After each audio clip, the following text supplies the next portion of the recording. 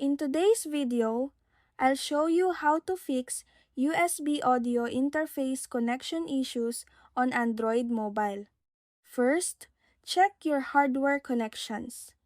Make sure you are using a proper OTG adapter, such as a USB-C to USB-A female adapter.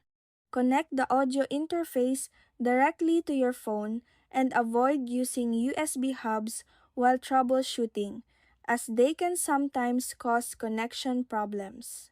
Next, enable developer options on your device. Open Settings, tap About Phone or My Phone, then scroll down and select Version or Software Information. Tap Build number 7 times until developer mode is activated. After that, go back to the main settings menu, scroll down, and tap System, then select Developer Options. Scroll down and find Default USB Configuration, then choose File Transfer.